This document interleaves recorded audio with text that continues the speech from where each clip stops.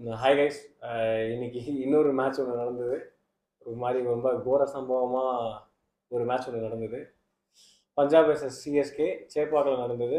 CSK went on to score 209 runs, which மற்றவங்க எல்லாரும் வந்து கொஞ்சம் டீசென்ட் ஸ்கோர் நினைக்கும் போது I personally feel they are bit 10 to 15 run short. எப்படி மேட்ச் போச்சு அப்படிங்கிறத பற்றி நம்ம இந்த போஸ்ட் மேட்ச் அனாலிசிஸில் பேசலான்னு இருக்கோம். நானே ஆரம்பிக்கும். ஆமாமா, கதறிங்க. ஒரு 2-3 விஷயம் வந்துட்டு சேப்பாக் டீமில் ஒரு பிரச்சனை இருக்குது அப்படிங்கிறது என்னோட ஒரு தனிப்பட்ட ஒப்பீனியன். ஃபர்ஸ்ட் திங் வந்து team management. Straight forward Fleming, Michael Hussey. I think at least Fleming should be sacked. In fact சிஎஸ்கேவை தாண்டி ஃப்ளெமிங்க்கு அவரோட கேப்டன்சி ரெக்கார்டை தாண்டி அவருக்கு வந்து கோச்சிங் ரெக்கார்டுன்னு சொல்லி எங்கேயுமே அவர் வந்து தன்னை ஒரு இடத்துல ப்ரூவ் பண்ணிக்கவே இல்லை.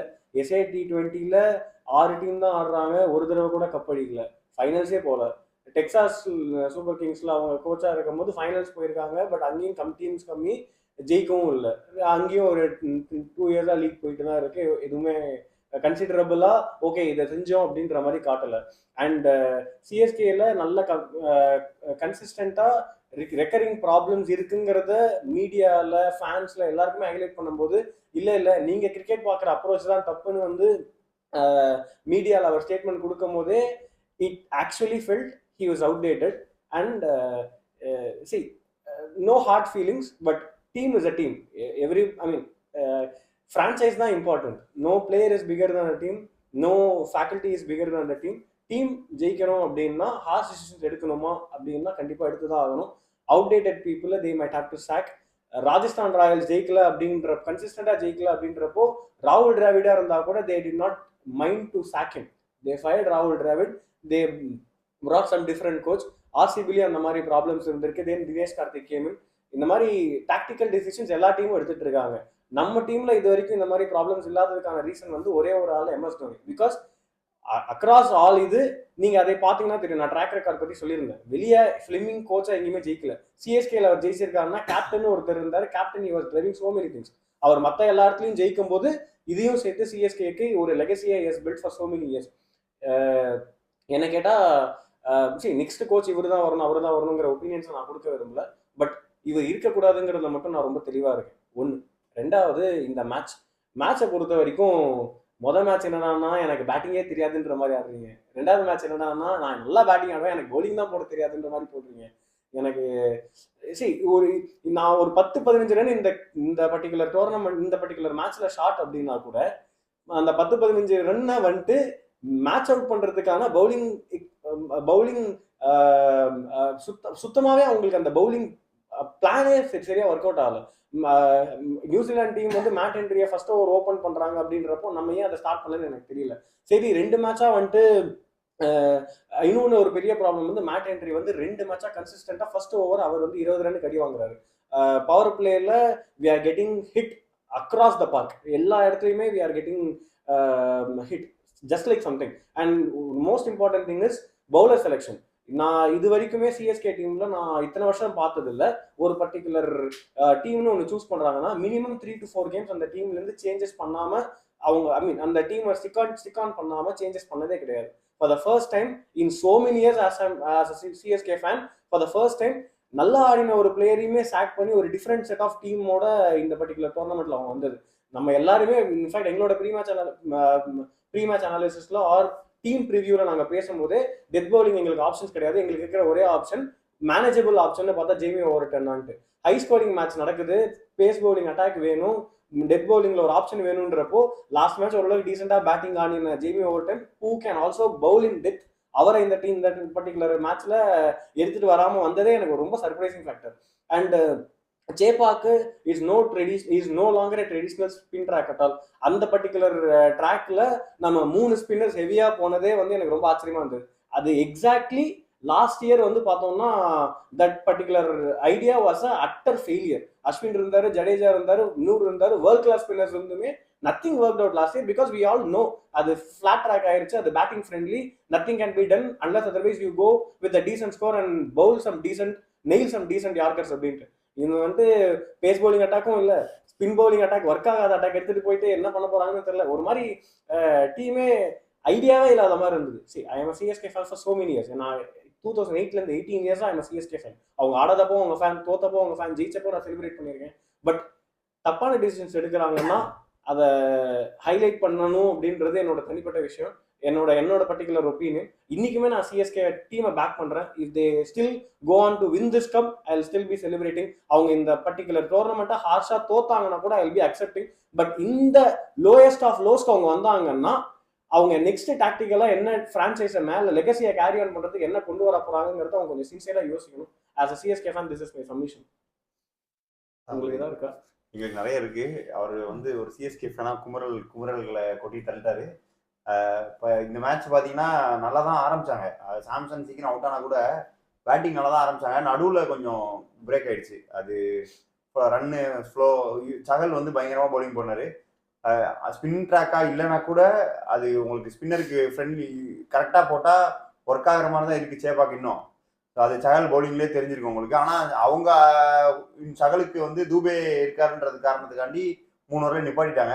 பட் சகலுக்கே இன்னொரு ஓவர் கூட கொடுத்துருந்தாலும் இன்னும் கொஞ்சம் கூட ரன் கம்மியாக இருக்கான வாய்ப்பு இருந்திருக்கு. நீ என்ன நினைக்கிறேன்? இப்போ நீங்கள் பேட்டிங் பார்த்தீங்கனாலே ஆயுஷ் மாத்திரையும் ஒரு எண்டில் பயங்கரமாக அடித்தார். ஆனால் அந்த சைடில் ருத்ராஜ் கெய்க்வாட் ப்ளஸ் மிடில் ஆர்டரான சிவம் தூபே இங்கே 2 பேருமே பால் மெரிட்டில் ஆடாமல் சிங்கிள்ஸ் ரொட்டேட் பண்ணணும் நோக்கத்தெல்லாம் மட்டும்தான் ஆடினாங்க. இதே மற்ற டீம்னா பார்த்தீங்கன்னா 2 சைட்லேருந்தும் ரன்ஸ் போகும் ஃபோர்ஸாக. ருத்ராஜ் கெய்க்வாட் 3rd ஓவரில் பவுண்டரி அடித்தார். ஆனால் அவுட் ஆனது 12th ஓவரில் தான். அதுக்கப்புறம் ஒரு 4 அடிக்கல. சிவம் தூபே ஃபஸ்ட்டு 15 பால் 15 ரன்ஸ் தான். ஸோ அதில் தான் இங்கே ஒரு 20 ரன்ஸ் ஷார்ட் ஆனாங்க. இல்லைனா இங்கே ஆடின சர்ஃப்ராஸ் கான்னா 12 பால் 32 கேமியோனா எக்ஸலன்ட் கேமியோ. அது அந்த ஸ்டேஜில் ஆடினது லைக் அது எஃபர்ட்லெஸ் அந்த கேமியோ இருந்தது. நான் அந்த மாதிரியாச்சும் கூட ஆடி இருக்கலாம். ஆனால் ஆடுறப்போ பால் மெரிட் ஆடாமல் சிங்கிள் தட்டுறதுலேயே அவங்களுக்கு அந்த 20 ரன் ஷார்ட் ஆயிட்டாங்க. அதில் தான் மேட்ச் இங்கே கை மீறி போயிருக்கு. அவங்க அதான் நான் அந்த 10-15 ரன் ஷார்ட் ஆனது எங்கன்னு பார்த்தோம்னா, இப்போ இது ரெண்டுமே நம்ம ஈக்குவேட் பண்ணலாம். ஆயுஷ் மாத்திரை கேவ் அ பிளாஸ்டிங் ஓப்பனர். அதே மாதிரி Priyansh Arya for PBKS he also gave a blasting opener. But என்னன்னா பிரப்சிம்ரனுக்கு ஆப்போசிட் சைட்ல அவர் ரொம்ப டைம் எடுத்துக்கிட்டாரு. அவருக்கு படவே இல்லை. பட் ருத்ராஜ் கெய்க்வாடுக்கு படாமலாம் இல்லை. அவர் ஏன் அவ்வளோ ஸ்ட்ரைக் ரொட்டேட் பண்ணி செகண்ட் ஃபீல்டர் ஆட ட்ரை பண்ணாருங்கிறது எனக்கு ஐடியாவே இல்லை. ரெண்டாவது சிவம் துபேக்கும் அதே மாதிரி தான். he was on the plate. அவர் அடிச்ச லாஸ்ட் ஃபியூ ஓவர்ஸ்ல அவர் அடிச்ச ரன்ஸ் எல்லாமே பார்த்தோன்னா ஆன் த பிளேட் அடிச்ச மாதிரி இருந்தது, எஃபர்ட்லெஸ்ஸா அடிச்ச மாதிரி இருந்தது. பட் அந்த அளவுக்கு டச் இருக்கிற ஒரு பர்சன் ஒரு 2 ஓவருக்கு முன்னாடியே ஏன் ஆக்சிலரேட் பண்ணல, அவ்வளோ சிங்கிள்ஸ் ஏன் ரொட்டேட் பண்ணணும் அப்படிங்கிறது எனக்குமே ஒரு பெரிய கொஸ்டின் தான். சரி, ஒரு 10 to 15 runs will always make a difference. For example அவங்க இந்த பர்டிகுலர் ஸ்கோரை அவங்க 18.2 வரைக்கும் எடுத்துட்டு போயிருந்தாங்க. ஒருவேளை ஒரு 20 ரன் கொஞ்சம் எக்ஸ்ட்ராவா இருந்ததுன்னா maybe they would have taken harder chance. அது நமக்கு ஒரு சான்ஸ் கிரியேட் பண்ணி ஒரு விக்கெட் எடுக்கிறதுக்கு ஆப்பர்ச்சுனிட்டி கிடைச்சு நம்ம கேமுக்குள்ள திரும்பி வரதுக்கான ஆப்பர்ச்சுனிட்டி கிடைச்சிருந்திருக்கும். நல்ல ஸ்கோரிங் பண்ண வேண்டிய ஆப்ஷன்ஸ் இருக்கும்போது, பேட்டிங் லைனப் இருக்கும்போது அதை ப்ராப்பரா யூட்டிலைஸ் பண்ணலாங்கிறது என்னோட ஒப்பீனியன். அண்ட் பிரசாந்த் வீர் அவங்க லாஸ்ட் இந்த தடவை no doubt to the youngster, அவர் நல்ல டேலண்டட், டொமஸ்டிக் பர்ஃபார்மன்ஸ்லாம் நல்லாவே இருக்குங்கிறது தான் எல்லாரோட இதுவுமே.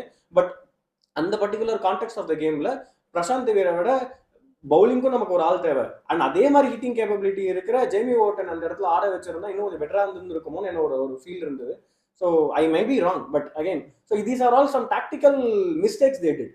ஸ்ட்ராட்டஜிக்கலா என்னெல்லாம் மிஸ்டேக் பண்றாங்கிறத நான் ஃபர்ஸ்ட் பார்ட் ஆஃப் த வீடியோல சொன்னேன். Tactical mistakes can be course corrected. Strategical mistakes only if you fail hard you will know. But again I don't want my team to fail like this. But again truth said the hard way, this is how it goes. அவ்வளவுதான். ஆமா, Jamie Orton ஆனால் இந்த match டெஃபினட்டா ஆடி இருக்கணும். ஏன்னா போன match 120 அடிக்கிறப்பவே Jamie Orton தான் 40 contribute பண்ணியிருப்பாரு. ஸோ அவர் இன்னைக்கு ஆடி இருந்தா டெத்லயும் உங்களுக்கு நல்லா ஹிட்டிங் கிடைச்சிருக்கும். தூபியோட சேர்ந்து இந்த சைட்லயும் ஆடுறதுக்கு ஒருத்தங்க கிடைச்சிருப்பாங்க. பவுலிங்கும் இருந்திருக்கும். நீங்க லைக் ஜஸ்ட் 3 overs லாஸ்ட்ல மேட் என்ட்ரி நம்பியிருக்க வேண்டாம். மேட் என்ட்ரி டாப்ல 3 overs கடையில் 3 overs போட்டு டெத்லெஸ் ஜேமி ஓட்டன் போட வச்சிருக்கலாம். அது ஒரு பவுலர் லைக் ஒரு பேட்டர் ஷார்ட்டாக தான் ஃபர்ஸ்ட் இன்னிங்ஸே அவங்க பேட்டிங் ஆடினாங்க. ஆனால் பஞ்சாப் கிட்ட அவங்க 8 பேட்டர்ஸ் இருக்காங்க. ஸோ அவங்க ஃபர்ஸ்ட்லேருந்தே அடிக்க போனது தான் அங்கே கேம் சேஞ்சிங்காக இருந்தது. இப்போ முன்னாடிலாம் 160 170 இருந்தால் டீப்பாக எடுத்துகிட்டு போகலாம். ஸோ அது 170 தான் இருக்கும். நம்ம 20th ஓவர் வரைக்கும் டீம் ஆடுறதுனால அந்த டீம் ஜெயிச்சிடும் ஈஸியாக. பட் இப்போனா லைக் அந்த மாடர்ன் டே கிரிக்கெட்டில் ஈஸியாக ஒரு ஓவருக்கு 10 or 11 ஈஸியாக அடிக்கிறாங்க எல்லாருமே. டொமஸ்டிக் பிளேயர் கூட அந்த 11 runs ஈஸியாக ஓவர் அடிக்கிறாங்க. ஸோ இப்பயுமே நீங்கள் ஒரு எண்டில் ஆங்கர் பண்ணணும் 15 balls நான் 15 தான் ஆட போகிறேன்னா ஆனா ரொம்ப கஷ்டம் இந்த மாடர்ன் டே கிரிக்கெட்ல. என்னை பொறுத்த வரைக்கும் what Ruturaj should have done is what Samson I mean what Ruturaj should have done is what Samson did for Indian team. அவர் வந்து டீப்பா லாங் இன்னிங்ஸ் ஆடும்போது கூட ஸ்ட்ரைக் ரேட் எங்கேயுமே கம்மியாகவே இல்லை. 170, 190, 200 அப்படியே ஆக்சிலேட் பண்ணிட்டே போயிட்டு இருந்தார். அந்த மாதிரியான ஸ்ட்ரைக் ரேட்ல ஆடக்கூடிய பர்சன் இருந்திருக்கிறப்போ அண்ட் அந்த எபிலிட்டி அண்ட் டச் இருக்கிறப்போ தேவையில்லாம seconds I mean singles rotate பண்ணிட்டு இருந்தது. I mean it was mistake we did, utter mistake we did. ரெண்டாவது விஷயம், சரி எனக்கு இன்னும் ஒரு டாக்டிக்கல் மிஸ்டேக் எனக்கு என்ன பட்டுது அப்படின்னா, நான் சொன்ன மாதிரி தான் ட்ரெடிஷ்னல் அப்ரோச் ஆஃப் சிஎஸ்கே. ஒரு பர்டிகுலர் டீம் போறாங்கன்னா ஒரு 3-4 மேட்சஸ் அந்த டீமை பேக் பண்ணி அவங்களுக்கு ஆப்பர்ச்சுனிட்டிஸ் கொடுத்து எந்த சேஞ்சஸும் பண்ணாமல் ஆட வைப்பாங்க. தட் வாஸ் தோனிஸ் வே. ருத்ராஜ் வந்து இல்லை, நான் தோனிலேருந்து கம்ப்ளீட்லி டிஃப்ரெண்ட், எனக்கு இந்த டீம் செட் ஆகல அப்படின்னா I will make hard moves to change the team, take a gamble and then go for the next game அப்படின்ற மாதிரி ப்ரூவ் பண்ண ட்ரை பண்றாரா அப்படின்றது எனக்கு ஒரு சின்ன ஒரு டவுட்ஃபுல்லா இருக்கு. ஏன்னா no brainer, last game was a upset for us. But last கேம்ல ஒரே ஒரு ஸ்டாண்ட் அவுட் பர்ஃபார்மன்ஸ் இருக்குங்கிறப்போ லாஸ்ட் கேம் பர்ஃபார்ம் பண்ண அந்த பர்டிகுலர் பிளேயரை வெளியே வச்சுட்டு இன்னொரு டீம் எடுத்துட்டு போனது, இன்னொரு செட் ஆஃப் பிளேயிங் லெவன் எடுத்துட்டு போனதுங்கிறது எந்த வகையில அவர் அதை ஐ மீன் அதை வந்து அதை வந்து காம்பன்சேட் பண்ணுவாரு, அதை இது பண்ணுவாரு, சமாளிப்பாரு, என்ன ரீசன் சொல்லுவாருங்கிறது எனக்கு சுத்தமா ஐ மீன் எனக்கு சுத்தமா ஐடியாவே இல்லை. எந்த ஒரு பர்டிகுலர் ரீசனுக்காக ஓகே இந்த பிளேயரை நான் டிராப் பண்ணிட்டு இன்னொரு பிளேயிங் லெவனோட போயிருக்கேன் அப்படின்னு சொல்லுவாருங்கிறது எனக்கு ரொம்ப ஆச்சரியம். அண்ட் சேப்பாக் பிச்சை பொறுத்த வரைக்கும் ஜேமி ஓவர்டன் மாதிரியான பவுலிங் ஆப்ஷன் கண்டிப்பா முக்கியம். That was another tactical mistake they made. இதுல இன்னொரு டாக்டிக்கல் மிஸ்டேக் அந்த மேனேஜ்மெண்ட் என்ன பண்ணிருக்காங்கன்னா, நீங்க ஆக்ஷன்லேயே பாத்தீங்கன்னா அந்த 8 ஓவர்சீஸ்ல 3 or 4 ஓவர்சீஸ் 11லேயே ஆட மாட்டாங்கன்னு அவங்க எடுக்கிற பிக்லேயே தெரிஞ்சிருக்கும். ஃபர்ஸ்ட் வந்து ஜாக் ஃபோக்ஸ், அவர் டெஃபினட்டா ஃபிளெமின் இருக்கிறதுனால தான் ஐபிஎல்லே இப்போதைக்கு அவர் ஸ்குவாட்ல இருக்காரு.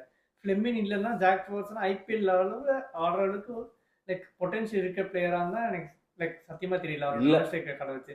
ரெண்டாவது மேட்ச் ஷாட்டை தாண்டி ஸ்டீவ் ஸ்மித்தோட லாஸ்ட் 12-14 மந்த்ஸோட கரியர் வந்து அவ்வளோ அப்ல இருக்கு. T20ல எல்லா இடத்துலையும் 200 ஸ்ட்ரைக்கில் ஆடுறாரு. ஸோ அவரையும் மிஸ் பண்ணீங்க. மேட்ச் ஷாட் இல்லாலுமே வேற ஏதாவது ஆப்ஷன்ஸ் போயிருக்கலாம், வெஸ்ட் இண்டீன்ஸ் யாரும் எடுத்துருக்கலாம், அந்த மாதிரி போயிருக்கலாம். அது ஒன்று. தேர்ட், இப்போ எல்லிஸ் இன்ஜூரி ஆனவொன்னே ஸ்பென்சர் ஜான்சன் எடுத்தாங்க. அதுவுமே மைக் கெஸியோட பேக்கினா தான் இருக்கும். ஸ்பென்சர் ஜான்சன் ஏப்ரல் எண்டு வரைக்குமே நாட் அவைலபிள்னு சொல்லியிருக்காரு. இப்போ இந்த ஏப்ரல் எண்டு வரைக்குமே நீங்கள் ஒரு பவுலர் இல்லாமல் ஆடுறீங்கன்னா அப்போ நீங்கள் ஆல்ரெடி அந்த டைம்லேயே எலிமினேட் ஆகிருப்பீங்க.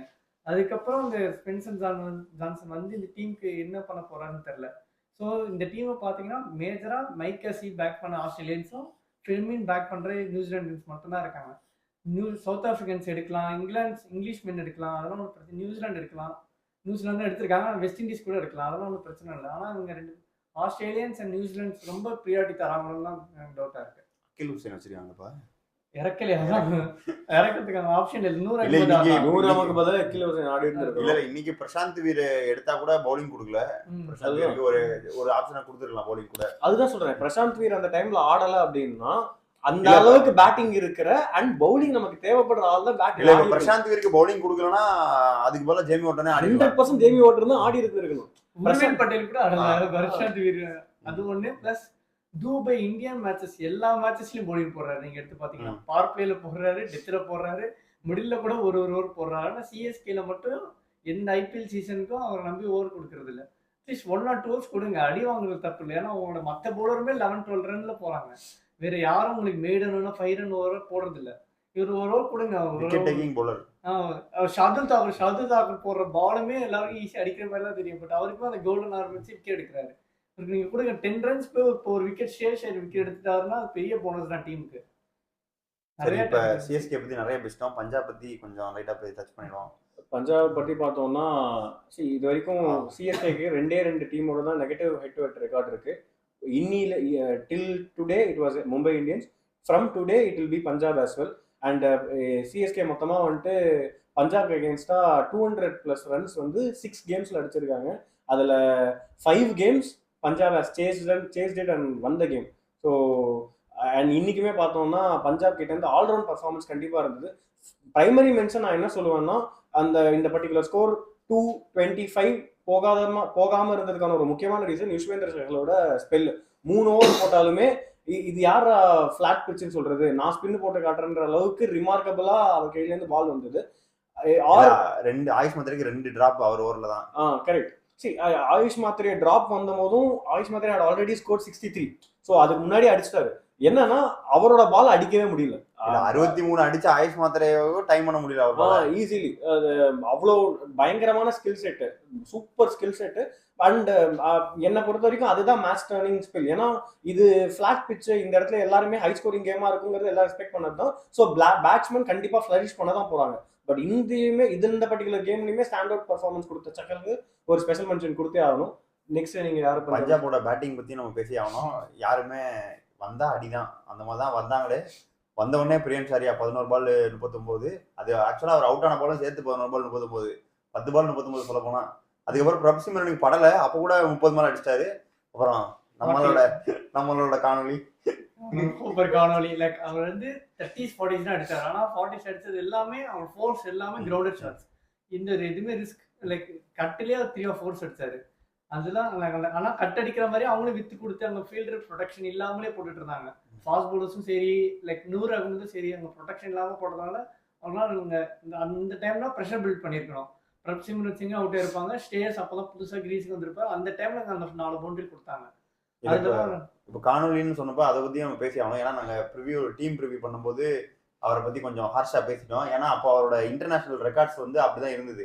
அவர் 14 மேட்ச் ஆடி, கம்மி ரன்ஸ், கம்மி ஆவரேஜ், கம்மி ஸ்ட்ரைக் ரேட்டு. ஏன்னா அவர் ஆஸ்திரேலியாவுக்கு வந்து நம்பர் 6 ஆடுவாரு.